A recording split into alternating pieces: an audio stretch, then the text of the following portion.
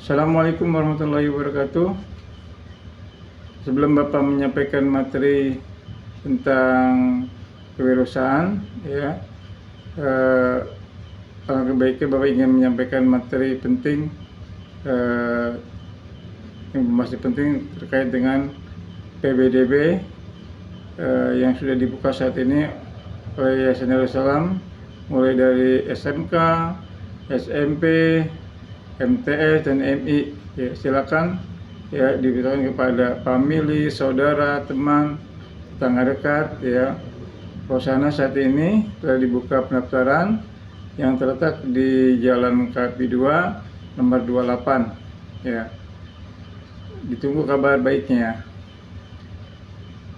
Alhamdulillah, materi kita untuk pelajaran kewirausahaan untuk kelas 11 saat ini menindaklanjuti tentang penyusunan rencana usaha ya. Yang sebelum itu Bapak sudah menjelaskan bagaimana usaha itu dilaksanakan ya dengan beberapa pendekatan-pendekatan ya. Misalnya seperti yang sudah Bapak ajarkan waktu itu, Bapak sampaikan waktu itu, bagaimana kita harus menetapkan jenis produknya, latar belakangnya, visi dan misi, tujuan, analisa SWOT, penilaian pasar, rencana pemasaran, bahan dan alat, perhitungan harga, dan perhitungan laba rugi. Setelah itu, ya, setelah kita menyusun sistem pemasaran yang kita buat, ya, kita juga membuat di sini membuat alternatif penyusunan usaha ya. Jadi ada beberapa alternatif yang bagaimana usaha itu mesti kita jalankan. Jika gagal tentunya ada alternatif yang kita jalankan. Artinya usaha itu tentu banyak rintangannya, banyak hal-hal yang kita temui nanti tidak sesuai dengan keinginan kita gitu. Tapi kita tetap optimis bahwa usaha kita akan berjalan. Di bab ini Bapak ingin menjelaskan beberapa alternatif penyusunan usaha ya yang akan kita lakukan ya.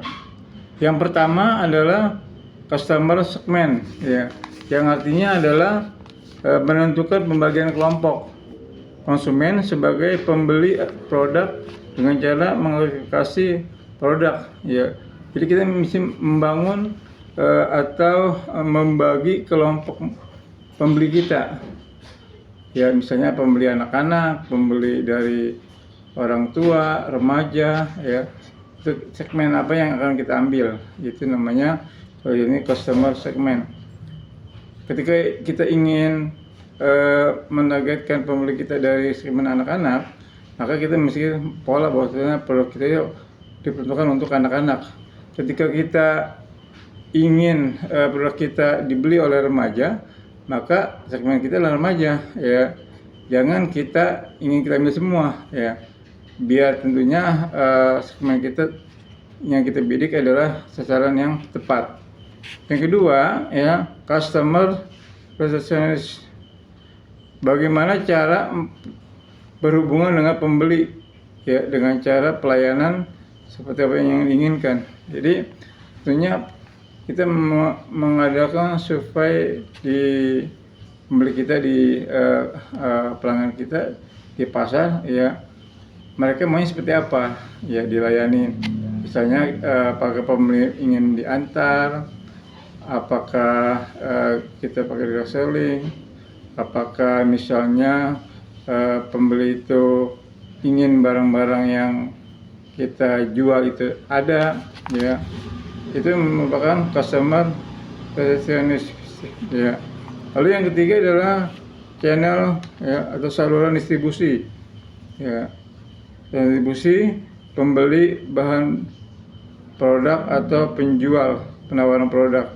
Nah, kita mesti namanya usaha ya, kita tidak bisa berdiri sendiri. Kita mesti punya beberapa segmen pemasaran yang dibantu oleh distribusi di sini. Ada distribusi tunggal, ada distribusi beberapa anak cabang.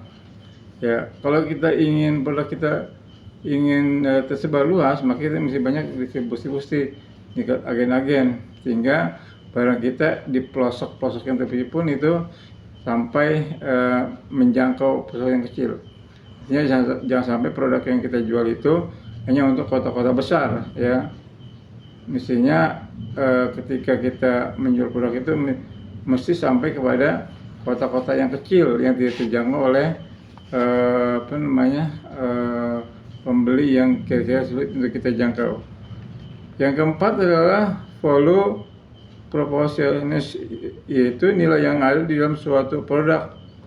Apa nilai unik, apa nilai lebih yang dibuat oleh produk, ya, yang didapat oleh pembeli. Jadi produk kita mesti memiliki nilai unik, nilai yang lebih daripada produk lain. Misalnya kalau kita menjual minyak wangi, pasti merek kita misalnya minyak wanginya itu tahan lebih lama, ya, tahan bahan berhari-hari.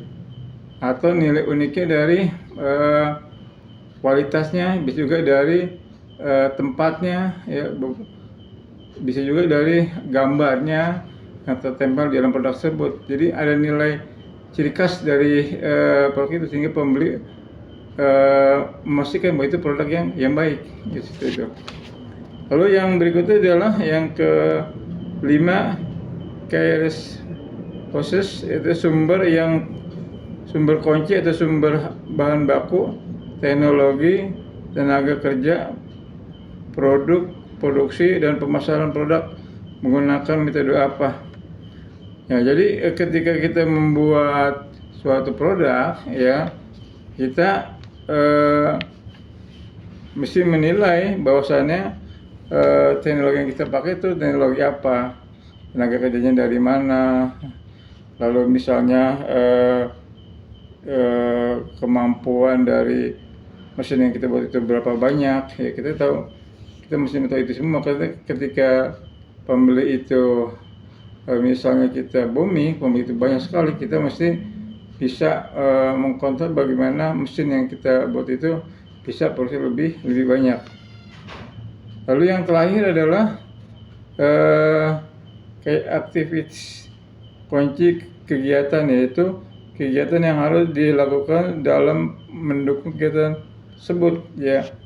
Nah, di sini tentunya barang yang kita jual, ya, itu harus sesuai dengan keinginan pembeli, ya.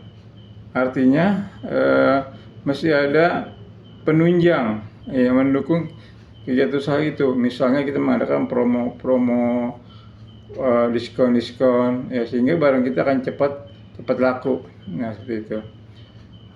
Hingga apa yang kita inginkan, yang kita harapkan bisa berjalan dengan baik. Intinya, ya, kesimpulan dari pelajaran yang ingin Bapak sampaikan, alternatif usaha ini bisa kita jalankan ketika alternatif lain itu tidak berjalan. Ya, segmen pasar sudah kita tentukan, pelayanan apa yang bisa kita jalankan, ya saluran distribusi yang bisa kita usahakan, itu semua merupakan alternatif ya usaha yang kita jalankan. Ini beberapa alternatif yang Bapak sampaikan, alternatif mengenai rencana usaha yang akan dijalankan. Tentunya materi PJ ini Bapak sampaikan untuk memenuhi kebutuhan kita semua. Insya Allah kita akan bertemu lagi pada waktu yang berbeda. Semoga bermanfaat bagi kita semua. Ya, Bapak cukupkan untuk materi hari ini. Wassalamualaikum warahmatullahi wabarakatuh.